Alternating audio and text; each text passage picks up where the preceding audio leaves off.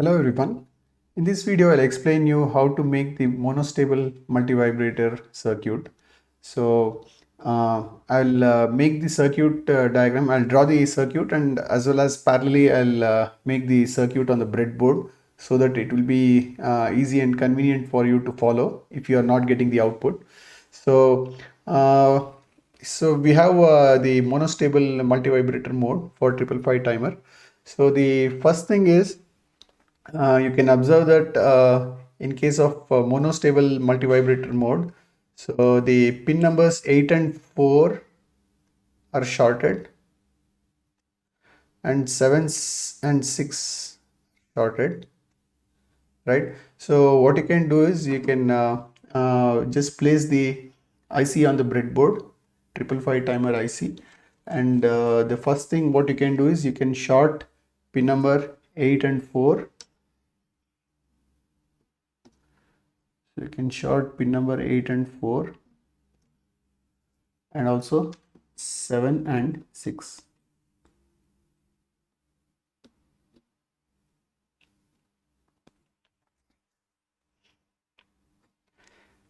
So for pin number 8, we need to give plus 5 volts. Okay, and pin number 1 should be connected to ground. Right, so let's go ahead and do these two connections now. So what I'll do is I'll connect pin number 8 to VCC, which is 5 volts.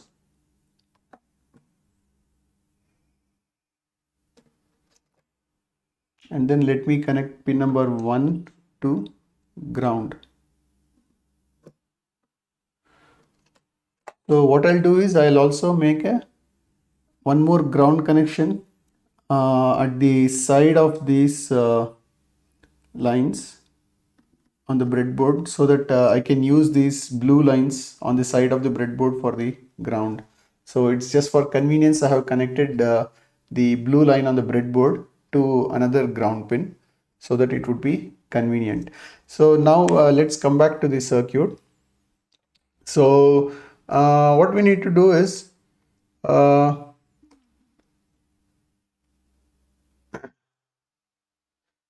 okay, so we have a 10K resistor. Let me draw a 10K resistor here. Okay, and I'm going to add a 100 microfarad capacitor and connect this to ground. So this is 100 microfarad and this is 10K. So basically the top part of 10K, it goes and connects to the 5 volts, right? And the junction here between the capacitor and the 10K resistor, it's connected to pin number 7 or 6, since pin number 7 and 6 are shorted with each other, so it's one and the same. So this is the connection. So these two resistor and capacitor decides the output time pulse, correct? So let's go ahead and make this connection now, and later we'll give the trigger input and also provide the low pass filter circuit input to the on the breadboard. So let me take a 10K and 100 microfarad capacitor. So what I'm doing is I'm just taking this 10K value and I'm placing it between pin number 8 and 6. So I have placed between 8 and 6. So now I'm going to take the 100 microfarad capacitor and connect between pin number 6 and another row on the breadboard. So I'll tell you now the next connection would be, so the next connection in the circuit would be we need to connect a 0.1 microfarad capacitor here at pin number 5, and also we need to connect it to ground. right? So this is 0.1 microfarad. So let's now go ahead and place this zero point 0.1 microfarad capacitor at pin number 5. So now the way I'm going to place this capacitor is one end of the capacitor is at pin number 5 and the other end of the capacitor is on the same row as the 100 microfarad capacitor. So the negative terminal of the 100 microfarad capacitor and one of the terminal in the zero point 0.1 microfarad capacitor are on the same row. Now you can see from the circuit diagram here, so both the negative terminal of the 100 microfarad capacitor and zero point 0.1 microfarad capacitor, they both are ground, right? So now on the breadboard what I have done is this point and this point is on the same row of the breadboard. So all I need to do is I need to take a wire from that row and connect it to ground. So I'm going to do that now. So just take this, and since I have used the blue line on the breadboard to connect it to ground, I am just connecting it to the blue line of the breadboard. So this connection is also made. So next is providing the trigger input, correct? So in order to provide the trigger input, so what we'll do is we'll take a 10K resistor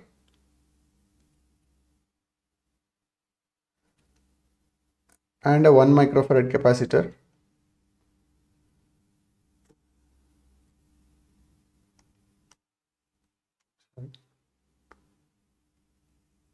So what I'll do is I'll take a 10K resistor and a 1 microfarad capacitor. So this is 10K and this is 1 microfarad. And this point we need to connect it to plus 5 volts, right? So this is plus 5 volts. And we need to connect this particular point to pin number 2, right? So later we'll also connect the switch here in order to provide continuous trigger. Well, in the next step I'll show you how to connect the switch here. So for time being, so assume that we just have the low pass filter. So let's go ahead and make this connection now. So let me take another 10K resistor and 1 microfarad. So what I'll do right now is, so since pin number 8 is already at VCC, I have just placed a 10K resistor from pin number 8 and I have placed it in another row. So now I am placing the 1 microfarad capacitor so that the negative terminal is at pin number 1 and the positive terminal is with the 10K resistor.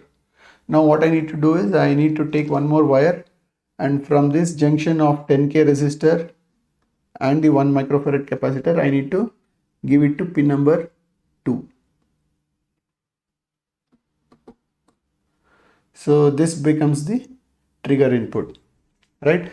So before even making the switch connection, so what we'll do is we'll connect the output to an LED and we'll check when the power is turned on to the circuit if the LED glows, and then we can make the connection for the switch. So at the output, so you know that we need to connect this output to an LED.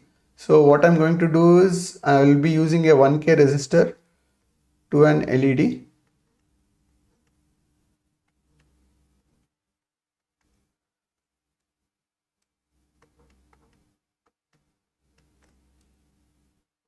And then connect it to pin number 3.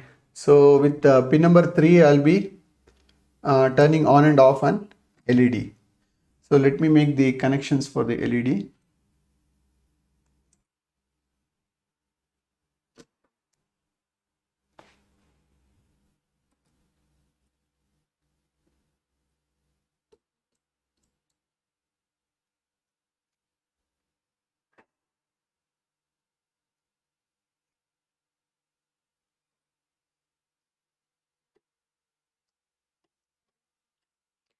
So now as soon as I remove the power and provide power,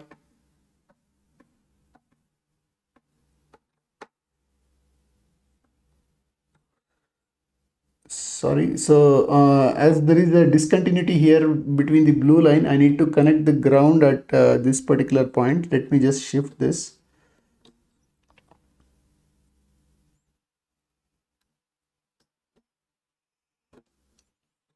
Okay.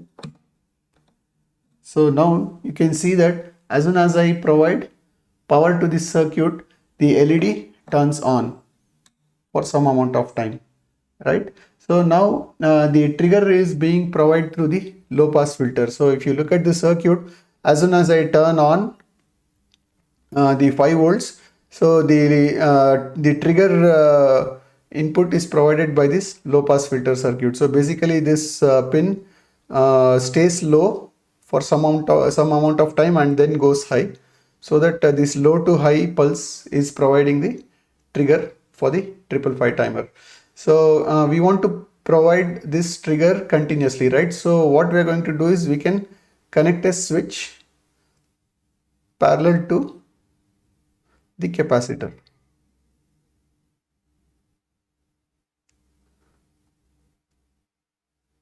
So now every time we press this switch, so the trigger pin will be grounded, and also again the capacitor will get discharged, and again the same rising edge will create the trigger condition. So the way we are going to connect the switch is, so if you see this switch, so you can see that there are two pins which are visible on the same side of the switch, right?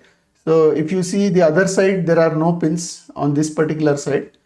So just make sure that the two pins which are visible on the same side, they are placed on either side of the breadboard.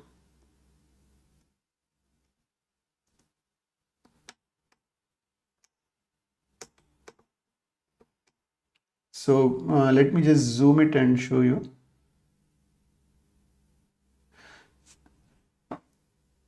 So if you can look here, so these two pins which are visible on the same side should be on this side of the breadboard, and the other two pins on the other side. So this is the way you're going to make the switch connection. So all you need to do is, so one end of the pin, just connect it to ground, and the other end of this switch, you connect it to the junction of the resistor and capacitor of the low pass filter. So here whatever the junction of 10k resistor and this 1 microfarad capacitor is there, so you need to provide this connection at this junction. So now as soon as you press the button, you can see every time you press the button, the trigger should be provided, and the monostable multivibrator provides the output pulse as decided by the value of these resistor and the capacitor.